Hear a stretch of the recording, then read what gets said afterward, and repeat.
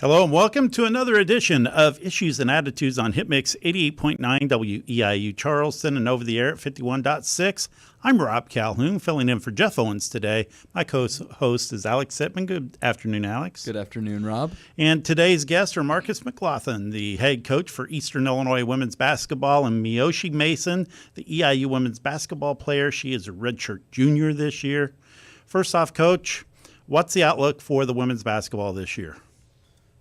Just trying to make sure we get everybody healthy and get our stuff together. And so we've had a pretty good summer, and now just finishing up our parts before we get into our exhibition games. What's the non-conference schedule look like this year? We got another tough schedule, and so we'll play. Open up with Drake. Drake will come here. We still play Purdue, Michigan State, Louisville, Butler. North Dakota State comes here, and so we made sure we play some quality opponents in the non-conference for sure. Marcus, what do you find is best for motivating your players? I think each player is unique, and so we spend a lot of time just getting to know each other. And so how I motivate Meioshe may be different than how I motivate Ellis or how I motivate Ella and things like that. And so sometimes it's an aggressive approach. Sometimes it's a little softer. Meioshe, you came from the transfer portal from Middle Tennessee State. What was the process like for you trying to decide where you wanted to go play college? The process, it came really easy when I came and visit here at EIU. I was looking for a team that not only, I love my players, but also that I know, my coaches would be here and have my back. So I just wanted to make sure that I could have, a good connection with a coach. And so as soon as I met Marcus and I came here on a visit, I knew automatically, I was going to commit here. I committed here when I was here. So, the transfer portal, it was kind of short for me when I came here, so. You have 4 Division I transfers and 1 junior college transfer. Could you tell us a little bit about those ladies? Everybody just brings something unique and different. To be honest, each person that we picked up is somebody that we could have used on either team since I've been here. And so Meioshe brings us a big that we didn't have before, somebody that's going to be aggressive, physical in the paint. She's a dog for sure. I love those types of players. And her just being aggressive and her presence not only on the block on the offensive end, but also she's a great screener. And us being able to utilize that in some of our actions will be key.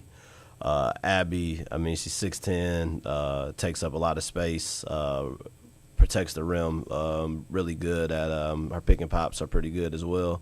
And so for her being able to stretch the floor, shoot her mid-range shot, also be a force in the paint and just be able to make stuff difficult on opposing offenses.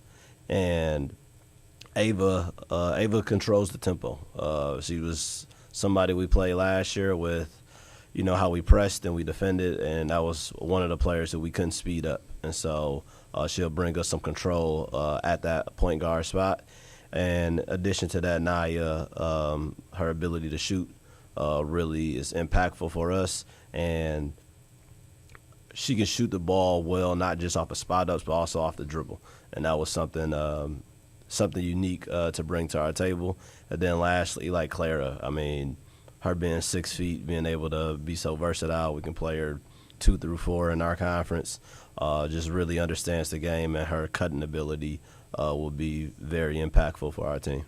Any of your returning players standing out so far in practice? Yeah, to be honest, everybody's gotten better. And so I think that's the big thing that you look for as a coach.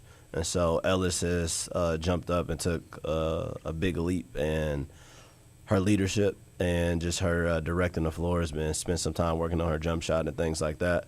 Ella is just picked back up from conference, and so she's shooting the ball very well from the three-point line. And, that's the thing that we're trying to make sure that we do better than what we did in the past. And you also have 2 freshmen. One of them was with the team last year, and you're really going to have some good size with her coming back as well. Yeah, no, Liv will be impactful. We have multiple bigs, but at the same time, all of them bring something different to the table. And so there's opportunities for all 3 of them to play. It's not a situation where I'm looking at one person dominating the minutes. Like I know Macy did that for us in the past, but right now we got size and all three of our bigs, and all three of them bring something unique to the table. So, Meioshe, what do you think is the most important quality to have as a player on the team? Attitude, how you communicate with your teammates, and then also how hard and the effort that you bring for your team. It's probably like the main biggest things for me. What is the biggest difference that you've found here so far as opposed to Middle Tennessee State? The difference would be just the way, like, how the coaches communicate with the players. Like, I feel like our communication is very close and connected. Like, MT was more of like it was just more of like the communication with the coaches were like, it just wasn't the same here. That's why I would just say it's the difference. And you, women's basketball won the Epic Trophy at EIU for the third consecutive year. What goes into that? A lot. So, our players, they understand that it's a lot of work. But like I've said it before, this community has been real big to me. They welcome myself and my family here. And so with us being, the D1 program around here, I just think it's that much more important for us to be out doing those things, community service, and showing face and showing that we are involved in the community. One of the biggest community things that you do is the care game, and there's a lot of work that goes into that as well. Yeah, there's a lot of people behind the scenes, from Sandy and Amber and Tom and Claire did a lot of it last year, and just the schools, all the schools that help us out in order to make this a special moment like we have in the past. How important, or what are some of the other community service projects that you do? Well, we'll go play. We go to the schools, and our players do recess with them. We'll go to some places and like do bingo with some of the residents that's in whether it's nursing homes or just places for them to recover and things like that. I know we just had a group of people that was just doing some things at the animal shelter, and so it's a lot of variety that we do. We just helped with the was it a 8K? It was just a Tour de Charleston as well, and so just pretty much whatever we can get involved in, we make sure we do something. How important is it to both of you to serve the community? Very. We put a lot of time and effort into the community service. And what kind of satisfaction do you get out of it personally? My favorite thing would be with the kids. When I'm there, I talk to them because, they play sports also. So not only just basketball, they cheerlead, softball, and I just sit there and like to talk to them and see where their mindset is at when it comes to being a student and also trying to become an athlete at a young age. And I also just like to persuade them to come to the games because I want them there. Like kids, I feel like I'm one of my favorite support systems to be at the game because they really do love us. So, and they admire us, and I would like to just set a good example for them. So, I'll say just the representation, just being able to show people and show the kids that if you work hard, there's an opportunity out here for you, and for them to be able to see our players, connect with them. Hopefully some of them we can get to enjoy the game of basketball and, maybe pursue something as well. So for both of you, what are some of your proudest moments during games as a coach and a player, respectively? As a coach, I'll say just seeing people do things that we've worked on. And so I'll say a situation with Ella. And so when I was first here, Ella could not shoot. She was hitting the side of the backboard, top of the backboard, and all those things. And when we played SIUE, for her to gain her confidence, and I don't remember if she hit 6 or 7 threes that game, but to see the hard work that she put in start to pay off, and for her to start seeing the results of that those are some of my most proud moments. My most proud moments would be like not just winning, but like after a good win, like how close and how happy everybody is together. I think I just really enjoy seeing everybody being happy at once and just showing love to each other as a team. Didn't lose at home last year at Groninger Arena. How important is it for both of you to defend that home court? I mean, yes, we were undefeated last year, but we're not sitting here thinking about holding on to an undefeated streak. At the end of the day, streaks keep going, and then some get broken all get broken at some point. But I will say we do take a lot of pride in defending our home court. And so a big thing that I tell our players, like nobody should feel comfortable on your home court. And I think part of that, too, was the support that we did have from the fans, from the community being at the games and making that impact felt and giving us a real home court advantage.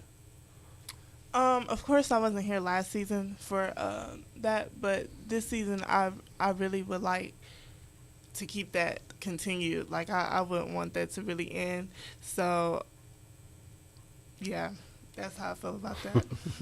There are two moments last season on the home court that really stand out to me. That was the blowout win over Tennessee Tech, and then the win over Southern Indiana where Ellis hit that shot within the last 10 seconds. Yeah, no, those were big moments. I mean, we came really locked in and ready to go versus Tennessee Tech and jumped on them right away and, had the game that we had. And then Southern Indiana, that was just a big moment for Ellis and the team because, Macy was fouled out. We had somebody else fouled out, and, it was time for her to, get her moment and be ready to step into the role that she's going to be playing this year. You hold summer camps every year. What do you work on with the young kids to get them ready and excited about basketball? Everything. So we go through, finishing, shooting, different concepts. I know this year we worked on pick and rolls, and then we worked on pin downs and how to make some reads. Our big thing is teaching the game, getting people involved, and actually starting to love it, but also trying to teach some reads as well. How did you like working with the younger kids? I loved it. It was fun. Sometimes it could be a little hard, especially when they're playing because they're very competitive at that age. So, just keeping them at a level head and just trying to keep them from understanding, like, it's okay to lose sometimes. But, yeah. You were here for the summer workouts, and then you also do some team bonding over the summer. What are some of the things that you got to do with the team? So team bonding wise over the summer, we have games that we play like once a week with each other. We had 2 teams separated, and we would do like just random games like games with a cup, scavenger hunts around campus, and I really felt like it helped me get to know a lot of the girls because I didn't know them at the time. But it was really fun. My team won, so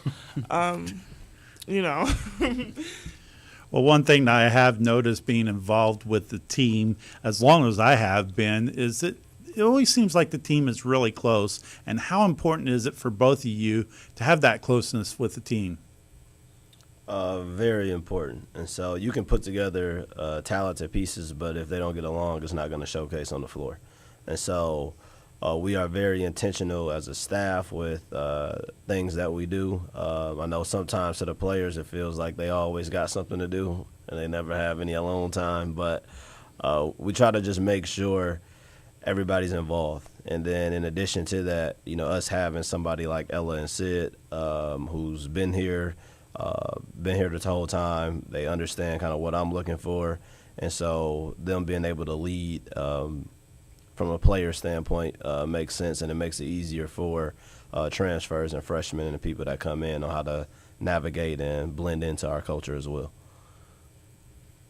I feel like if to be closer on the court, you also have to be close off the court.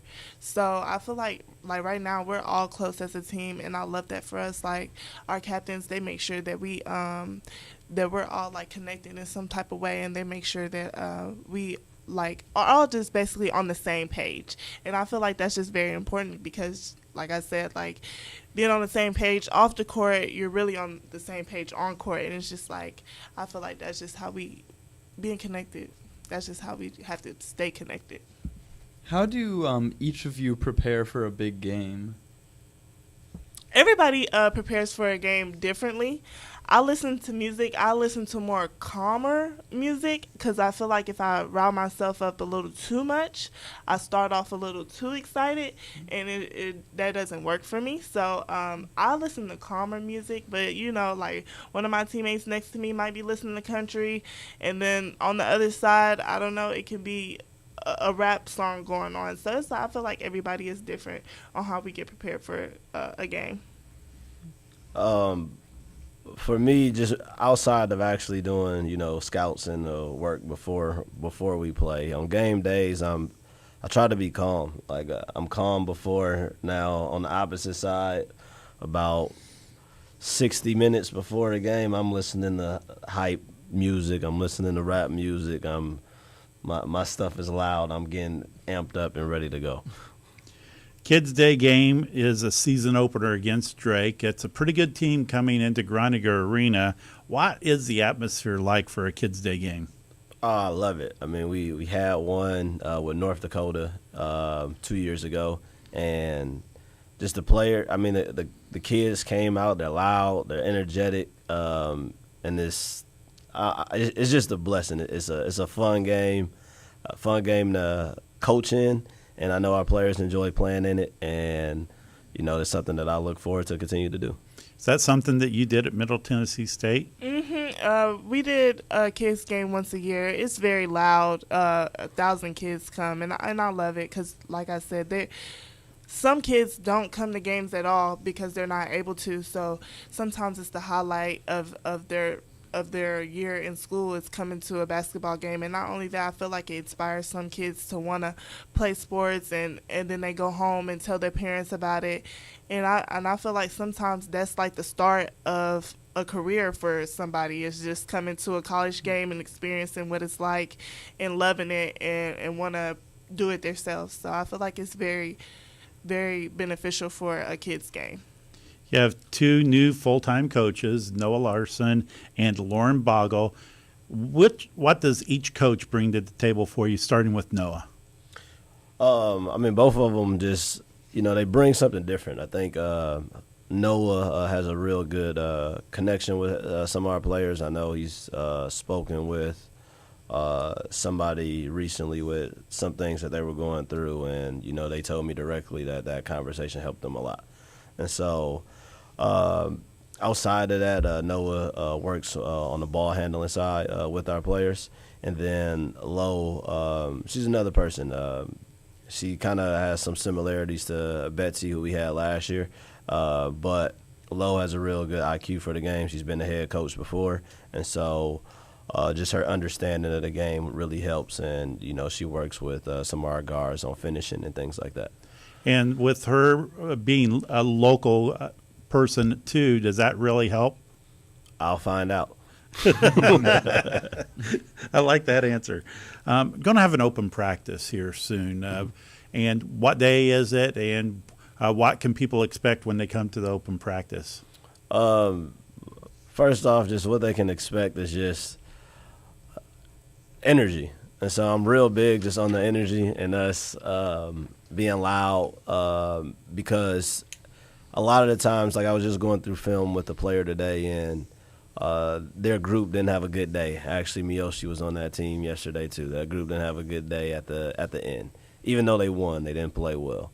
And so, she was just breaking down kind of X's and O's things and stuff like that, but really it just came down to effort. And so when you start off well and your energy is high, a lot of those other things fall into place. And so for us, just, energy, you're going to see people working hard, and us, like, we work hard, but we have fun at the same time. And the date is October 19th. everybody is welcome. We love to have everybody there, and our players to be there to sign autographs and things like that after practice as well. What do you feel was the biggest thing you needed to learn, whether it be about the players or about yourself, when you first started coaching? That's a good question. That's a good question there. The players, the psychology of each player. And I would say that's something that, I will always continue to learn when it's, whether it's a freshman, a transfer, somebody new coming in. But the big thing is understanding who that player is as a person, because anything that I'm trying to coach or get out of them doesn't matter if I don't know who they are. What kind of goals do you have for the team and for yourselves this year? Our goal is to win it. That's not going to change. I'm not going to shy away from it. Our goal was to win it last year, and we fell short. And so I think we had a good season and everything, but at the end of the day, we failed our mission and our end goal. And so for us, our goal is to win, to get to the NCAA tournament, and that's going to always be the goal while I'm here. Yeah, that's the same for me. The goal is to most definitely get a ring, go to NCAA tournament. But the goal for myself is just to kind of show myself that I still, because I've been sitting down for a while. So it's just to show myself that I still got it, and not only show myself but also my family, because I just feel like it's been a really long time since somebody has really just seen me play for real. So the goal for myself is to really show myself, and then also my mom that I'm still here, I can still ball. What do you think about the OVC this year? I don't know. I know Western, in my opinion, Western should be the favorite. They bring back the most. They have, in my opinion, McGlothan was the second best player in the conference last year. And so I would say going into it on paper, what I was seeing, the transfers on the floor, she should be labeled as the best player in the conference right now. And so going into that, you got Western, you got Lindenwood. They bring back a lot. And then everybody else, it's a toss-up. We got a lot of transfers. Other people brought in different groups. And so, people lost a lot. And so outside of those two teams, it's pretty much going to be a toss-up. And you lost the OVC Player of the Year and the OVC Defensive Player of the Year. How do you replace them or get people to fill in their roles? You don't. I think the thing is that you understand that you appreciate the value that they brought, and then you move on and you get something else. And so for us, obviously we need a post player, but I wasn't going in trying to find another Macy. We went to find post players. And so I'm not expecting Meioshe, Abby, Liv, any of them to be Macy. I want them to be the best version of themselves, and it's my job to be able to coach that. And so Macy was phenomenal. Obviously her accolades speak for themselves.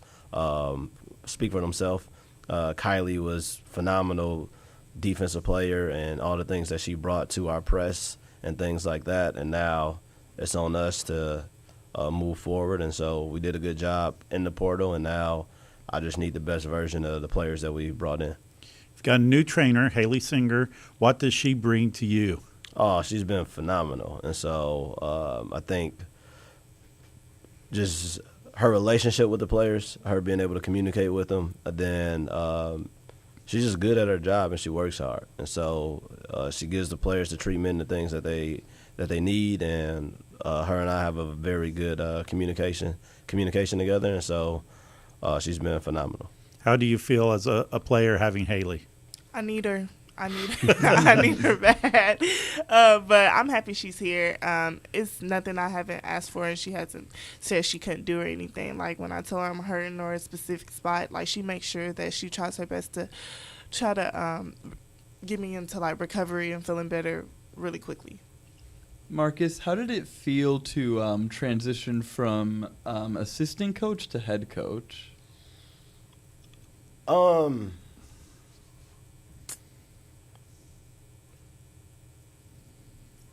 To be honest, I'm trying to remember how that felt. You spend so much time now moving forward and looking at what's next. So what I will say is this, it is a different seat. Whether you, consequences and things like that, everything falls on your plate. And so I will say the biggest difference has been one of the things that I got from one of my mentors was I'm not going to get a lot of sleep. And I'm already someone who doesn't sleep that much anyway, so I didn't think it could get any worse, but it has. So trying to manage my sleep schedule is something different for sure. Couple of Big Ten schools on the docket again this year, Purdue and Michigan State. What went into the decision to go there and play them? Purdue is close, and so for us, I feel like there's a lot of good competition in our area, and so instead of us always having to travel far away, being able to play some of these people that's nearby a little bit more, just bring us a little bit more competition without us having to travel so far. Michigan State, we owe a game to Central Michigan, so it made sense to play Michigan State. For me, I'm excited about that game. When I graduated high school, I was a manager under Izzo for 2 years, and so that'll be my first time back there since I've been about 20 years old. So we're in the final 2 minutes of the show. Anything you want to add about this upcoming season? Appreciate just the support that we had last year, and we'll love to keep having it, and just watch what we do. Like, I guess my big thing is continue to be able to make an impact, and if there's anything that we can do, feel free to email us and just reach out. We want to be involved in the community for sure. And also, how important is that community support? Yeah, like I said before, it's huge. It's extremely, extremely important. And as a player, what's it going to be like to don that Eastern Illinois University uniform for the first time? I can't wait. I can't wait. I'm so excited. I'm counting down the days. And also, talk about some of your support staff, too. I know that you have some other people on the team that help out as well. Big shout out to Joe. Has been phenomenal in the weight room, getting our players stronger, making a huge improvement there. And then Claire just playing a Dobo role as a GA, and so she's been phenomenal. And Marshall is a volunteer assistant for us. He's been helping in practices, drawing up some potential game-winning plays in practice, and so he's done a good job.